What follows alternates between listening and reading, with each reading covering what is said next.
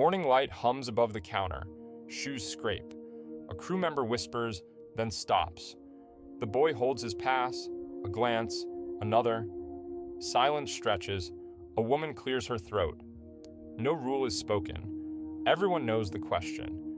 He waits, calm, while eyes decide before policy remembers him without saying anything. He stands quiet.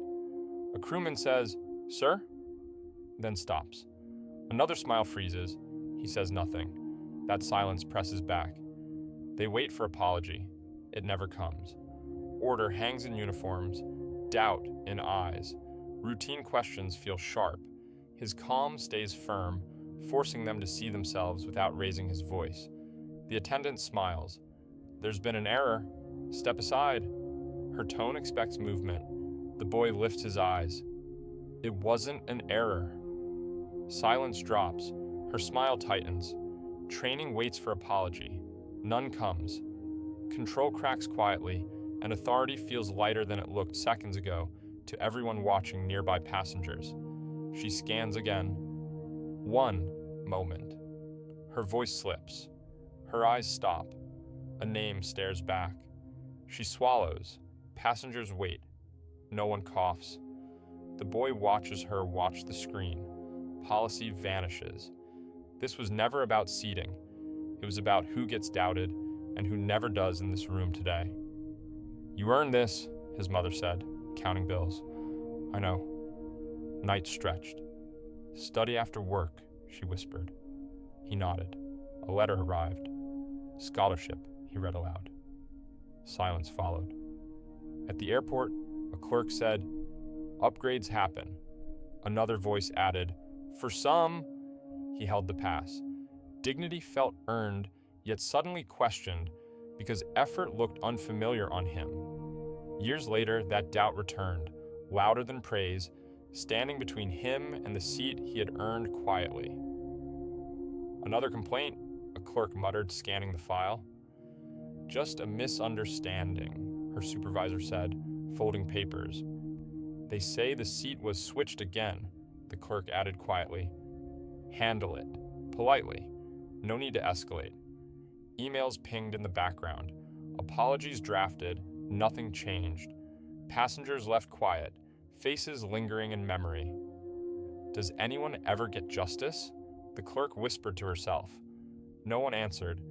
The system stayed clean, while those harmed carried the shame home, unspoken. A businessman shifts in his seat. His eyes linger, then drop. "Just check the authorization," a crew member whispers, leaning close. The attendant's fingers tighten around the tablet. Silence stretches. No one moves, no one speaks. Passengers glance sideways, holding their breath. The boy stands calm. Certainty slips from her shoulders. The cabin shrinks around tension, waiting for someone to break it. Nothing breaks. Only unease fills the space, heavy and unspoken. The tablet refreshes. A logo appears. "Approved," the screen reads. The attendant stares, fingers frozen. This can't be right," she murmurs. A crew member shifts, silent. Passengers glance up, holding breath. The boy watches quietly. No one speaks. The system waits, exposed. Doubt and power shift without sound. Everyone sees it now, even if no words confirm it. The jet bridge door stays open. Passengers shift. No one looks away. "Why is this taking so long?" someone whispers quietly. "Don't touch anything yet," a crew member murmurs. Eyes follow the boy. He stands still. The attendant swallows, fingers tight on the tablet. No one checks phones. No one speaks. Judgment sits heavier than words. Every gaze counts. The room feels smaller, the air heavier. Everyone waits. She leans closer to the tablet. "Authorization confirmed?" a crew member asks softly. Her eyes freeze.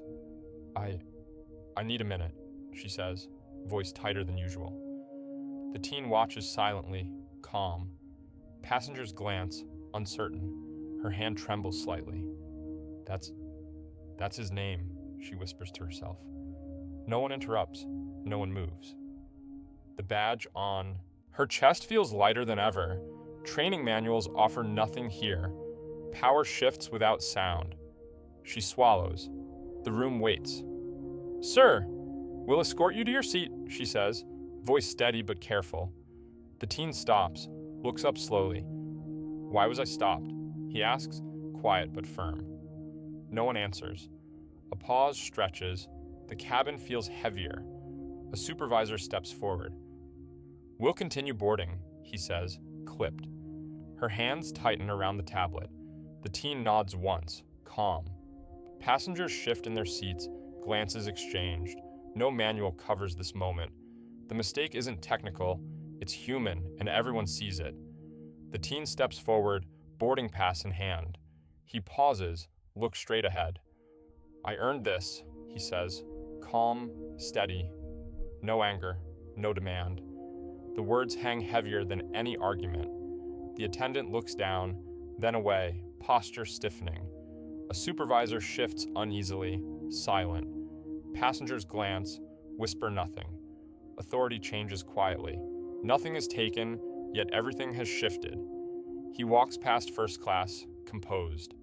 The moment lingers, weight pressing in. Dignity moves without fanfare, leaving others to reckon silently. The phone buzzes quietly on the desk. "No updates yet," a colleague mutters. She nods, fingers tight around her pen. "You won't lead the next shift," another voice says softly. No argument, no explanation. Her badge sits in the drawer, untouched. The emails keep arriving, routine, polite.